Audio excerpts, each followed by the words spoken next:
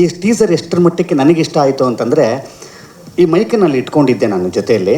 ಈ ಟೀಸರ್ ಮುಗೀತಿದ್ದಂಗೆ ನಾನು one more ಕೇಳೋಣ ಅಂತಿದ್ದೆ. ಅದು ಹೆಂಗೋ ಗೊತ್ತಿಲ್ಲ ರೀ.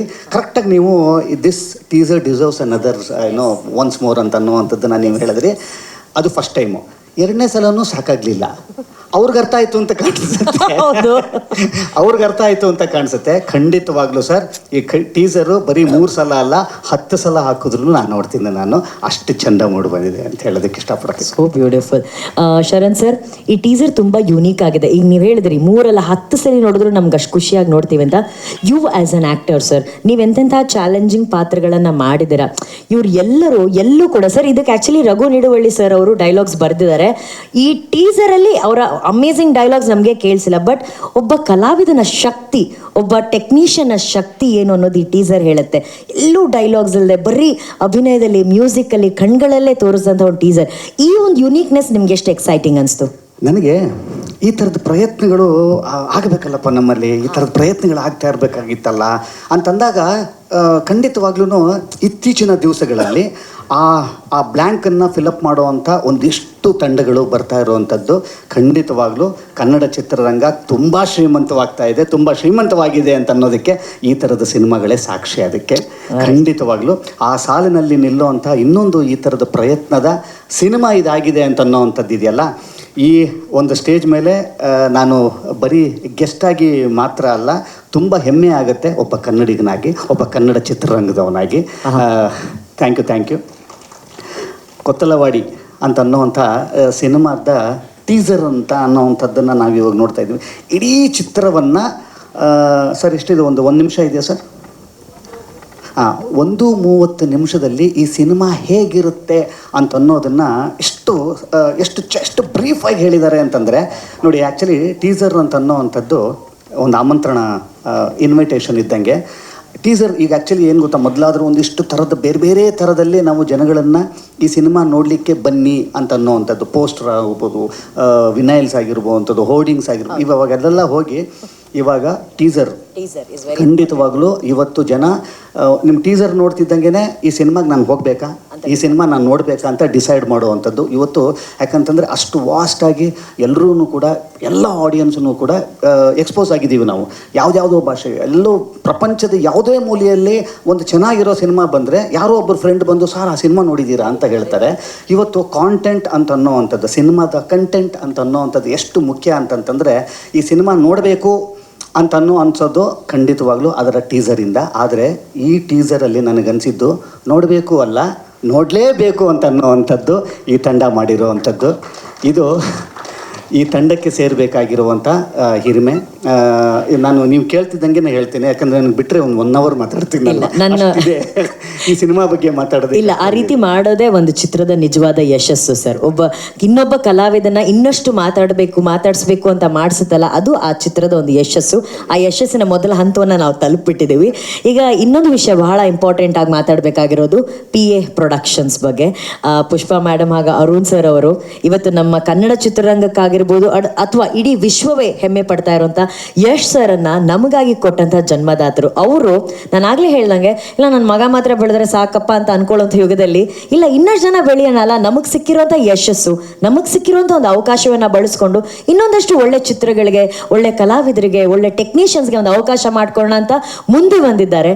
ಆ ಒಂದು ಒಳ್ಳೆತನಕ್ಕೆ, ಆ ವ್ಯಕ್ತಿತ್ವಕ್ಕೆ ಅವರಿಬ್ಬರಿಗೆ ನಿಮ್ಮ ಅಭಿನಂದನೆಗಳು. ಅಮ್ಮ, ಎಲ್ಲಿಂದ ಶುರು ಮಾಡಲಿ? ನನಗೆ ಅಮ್ಮ ಎಷ್ಟರ ಮಟ್ಟಿಗೆ ಇದು ಅಂತಂತಂದರೆ, ನನ್ನ ಫ್ಯಾಮಿಲಿ ಮೆಂಬರ್ ಅವರು. ಭಾಳಷ್ಟು ಜನಕ್ಕೆ ಗೊತ್ತಿರಲ್ಲ.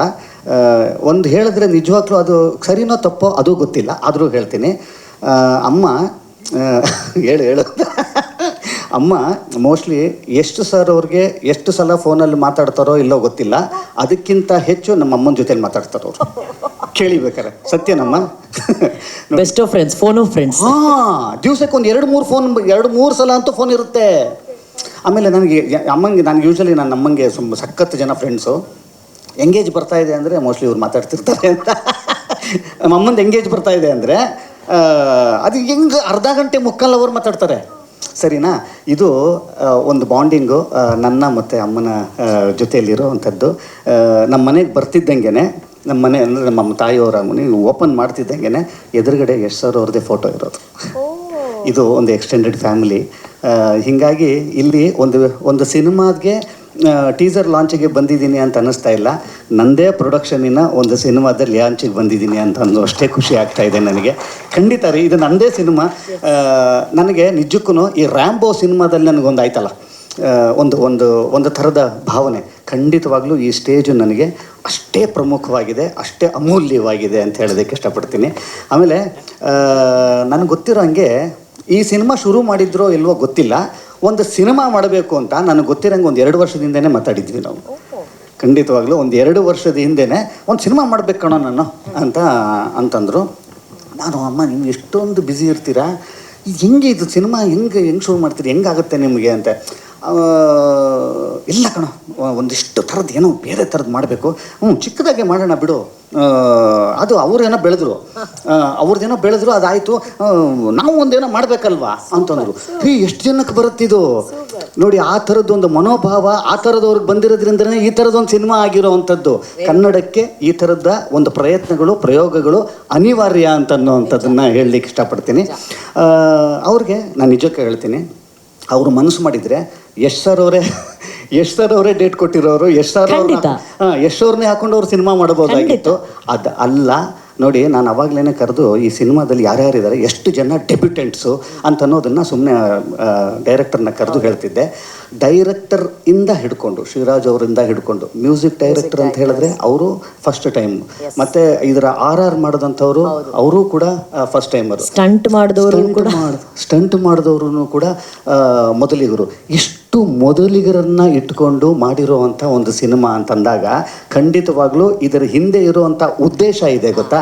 ಇದರ ಹಿಂದೆ ಇರುವಂಥ ಗಟ್ಟಿಯಾದ ಉದ್ದೇಶನೇ ಖಂಡಿತವಾಗ್ಲೂ ಈ ಥರದ ಒಂದು ಸಿನಿಮಾ ಆಗಲಿಕ್ಕೆ ಕಾರಣವಾಗಿದೆ. ಇಂಥ ಒಂದು ಪ್ಲ್ಯಾಟ್ಫಾರ್ಮಿಂದ ಮಾತ್ರ ಈ ಥರದ ಸಿನಿಮಾಗಳಾಗಕ್ಕೆ ಸಾಧ್ಯ. ಹಿಂಗಾದಾಗ ಮಾತ್ರ ಬೇಗ ಜನಕ್ಕೆ ತಲುಪುತ್ತೆ ಅಂತ ಅನ್ನುವಂಥದ್ದು. ಬೇಗ ಜನಕ್ಕೆ ನೋಡಿ, ಈ ಥರದ ತಂಡದವರಿಗೆ ಈ ಥರದೊಂದು ಪ್ಲ್ಯಾಟ್ಫಾರ್ಮ್ ಸಿಗೋದಿದೆ ಗೊತ್ತಾ. ಖಂಡಿತವಾಗ್ಲೂ ಶ್ರೀರಾಜ್ ಅವರೇ ತುಂಬ ತುಂಬ ತುಂಬ ಖುಷಿ ಆಗುತ್ತೆ.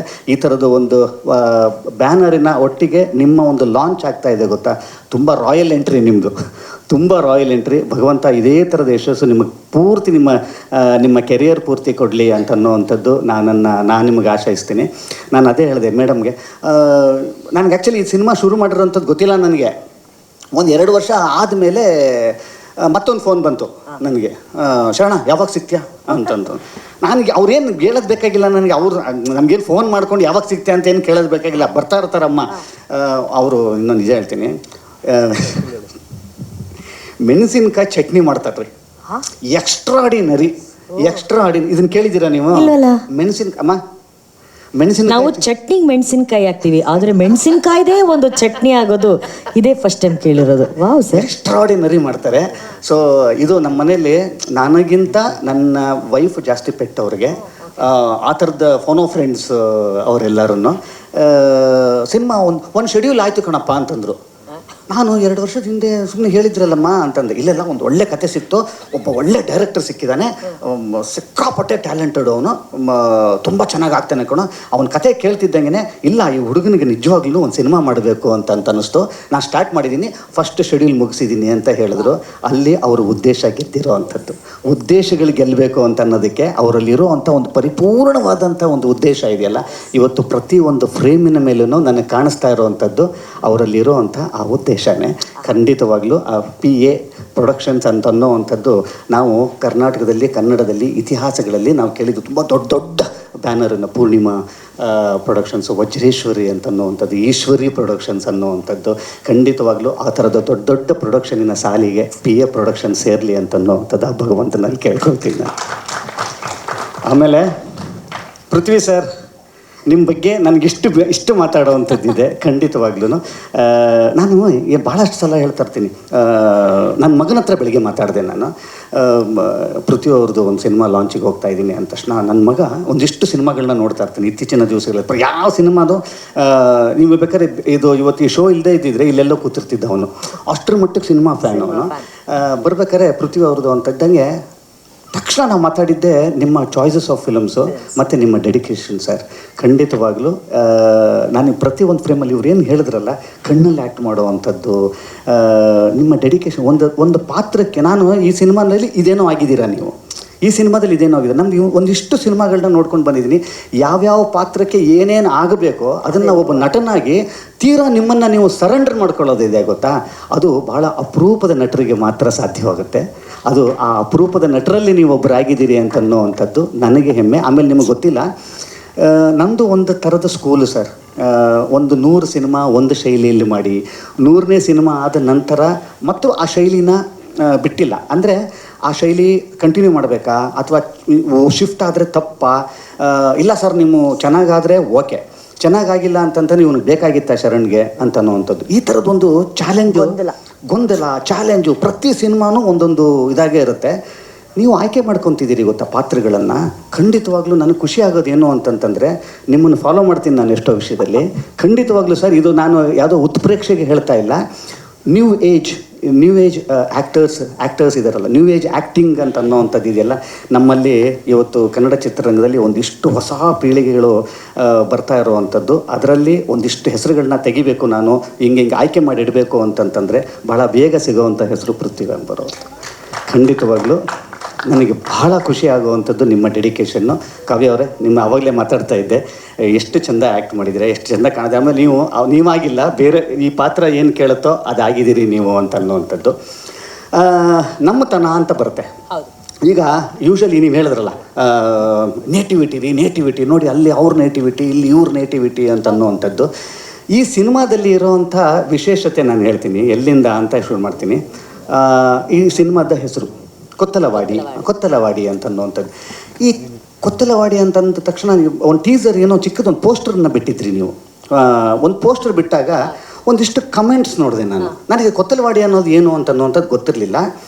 ಅಲ್ಲಿ ನೋಡಿದಾಗ ಒಂದು 4-5 ಜನ, ಗುರು ನಮ್ಮೂರು ಪಕ್ಕದ್ದು, ಗುರು ಇದು ನಮ್ಮೂರು ಅಂತಂದರು. ನನಗೆ ಅವಾಗ ಓಕೆ, ಇದು ಕೊಳ್ಳೇಗಾಲದ ಪಕ್ಕದಲ್ಲಿ, ಚಾಮರಾಜನಗರದ ಪಕ್ಕದಲ್ಲಿ ಇರುವಂಥ ಒಂದು ಅಂತ ಅನ್ನುವಂಥದ್ದು. ನೋಡಿ, ನಮ್ಮಲ್ಲಿ ಒಂದು ಪ್ರಾಂತ್ಯವನ್ನು ಹೇಳಲಿಕ್ಕೆ ಆ ಊರಿನ ಹೆಸರು ಹೇಳ್ತಿದ್ದಂಗೆ ಇದು ಯಾವ ಪ್ರಾಂತ್ಯ ಅಂತ ಅನ್ನುವಂಥದ್ದು. ಈಗ ನಾನು ಉತ್ತರ ಕರ್ನಾಟಕದ, ನೀವಲ್ಲಿ ಅಣ್ಣಿಗೇರಿ, ಗುಡಿಗೇರಿ ಅಂತ ಅನ್ನೋವಂಥದ್ದು. ನೋಡಿ, ಶಿಗ್ಗಾಂವ್, ಈಗ ಕೇಳ್ತಿದ್ದಂಗೆ ನಿಮಗೆ ನಮ್ದು ಅಂತ ಒಂದು ಪ್ರಾಂತ್ಯ ಗೊತ್ತಾಗತ್ತೆ. ನೀವು ಅದೇ ಥರ ನೀವು ಸುಳ್ಯ ಆ ಕಡೆ ಹೋಗಿ ಗೋಳಿಯಾಡಿ, ಮರ್ಕಂಜ ಅಂತ ಎಷ್ಟು ಚೆಂದ ಇದೆ ನೋಡಿ. ನೀವು ಆ ಹೆಸರು ಕೇಳ್ತಿದ್ದಂಗೆ ನಿಮಗೆ ಆ ಪ್ರಾಂತ್ಯ ನೆನಪಾಗತ್ತೆ. ನೀವು ಈ ಕಡೆ ಬರ್ತಿದ್ರೆ, ನೀವು ಹಾಸನ, ಈ ಕಡೆ ಬರ್ತಿದ್ದೆ ಪಟ್ನ, ಪುರ, ಈ ಥರದ್ದು ಇಲ್ಲಿ ಶುರು ಆಗುತ್ತೆ ನೋಡಿ. ಅದನ್ನು ಈ ಕೊತ್ತಲವಾಡಿ ಅಂತ ಅನ್ನುವಂಥದ್ದು ಕೊಳ್ಳೇಗಾಲ ಅಥವಾ ಈ ಚಾಮರಾಜನಗರದ ಪಕ್ಕದಲ್ಲಿರುವಂಥ ಆ ಪ್ರಾಂತ್ಯವನ್ನು ನೆನೆಸುವಂಥದ್ದು. ಇವತ್ತು ನಾವು ನೇಟಿವಿಟಿ ಅಂತ ಮಾತಾಡ್ತೀವಿ. ಖಂಡಿತವಾಗ್ಲೂ ಈ ಪ್ರೊಡಕ್ಷನ್ ಹೌಸು ತನ್ನ ಹೆಸರಿನಲ್ಲೇ ಎಷ್ಟು ಆಳವಾಗಿ ನಮ್ಮ ನೇಟಿವಿಟಿ ಒಳಗಡೆ ಹೋಗಿದೆ ಅಂತ ಅನ್ನೋದಕ್ಕೆ ಇದನ್ನು ಹೇಳಿದೆ ನಾನು. ಇದು ಖಂಡಿತವಾಗ್ಲೂ ನಮ್ಮ ನೇಟಿವಿಟಿವಿರ ಸಿನಿಮಾ, ಇದು ನಮ್ಮ ಸಿನಿಮಾ ಅನ್ಸ್ಕೊಳ್ಳೋದಕ್ಕೆ ಇದ್ರ ಟೈಟಲ್ಗೆ ನಾನು ಆ್ಯಕ್ಚುಲಿ ಬಿಡೋದೆ ನಾನು. ಖಂಡಿತವಾಗ್ಲೂ ಸಿನಿಮಾ, ಈ ಟೈಟಲ್ ಎಷ್ಟು ನಮ್ಮ ತನದ ಒಳಗಡೆ ಇದೆ, ಸಿನಿಮಾನೂ ಹಾಗೇ ಇರುತ್ತೆ ಅಂತ ಅನ್ನೋವಂಥದ್ದು ಈ ಟೀಸರಲ್ಲೇ ತೋರಿಸಿದ್ರಿ, ಸಾಂಗಲ್ಲೇ ತೋರಿಸಿದ್ರಿ. ಇದು ನಮ್ಮ ಸಿನಿಮಾ ಅಂತ ಅನ್ನೋದಕ್ಕೆ ಹೆಮ್ಮೆ ಆಗುತ್ತೆ. ಖಂಡಿತವಾಗ್ಲೂ ನಮ್ಮ ಸಿನಿಮಾ, ನಮ್ಮ ತನದ ಸಿನಿಮಾವನ್ನು ಕನ್ನಡ ಪ್ರೇಕ್ಷಕರು ಕೈ ಬಿಟ್ಟ ಇತಿಹಾಸನೇ ಇಲ್ಲ. ಇದು ಇತ್ತೀಚಿನ ದಿವಸಗಳಲ್ಲಿ ಬರ್ತಾ ಇರುವಂಥ ಒಂದು ಹೊಸ ಥರದ ಸಿನಿಮಾದ ಶೈಲಿ ಇದೆಯಲ್ಲ, ಆ ಶೈಲಿಗೆ ಈ ಸಿನಿಮಾ ಭಾಳ ಆ್ಯಕ್ಟ್ ಆಗಿದೆ. ಖಂಡಿತವಾಗ್ಲೂ ಸಿನಿಮಾ ದೊಡ್ಡ ಹಿಟ್ ಆಗುವಂಥ ಎಲ್ಲ ಲಕ್ಷಣ ಪ್ರತಿ ಫ್ರೇಮಲ್ಲೂ ಕಾಣ್ಬರ್ತಾ ಇದೆ. ತುಂಬಾ ಖುಷಿ ಆಯಿತು. ದೊಡ್ಡ ಹಿಟ್ ಆಗಲಿ ಸಿನಿಮಾ ಅಂತನ್ನುವಂಥದ್ದು ನನ್ನ ಆಶಯ.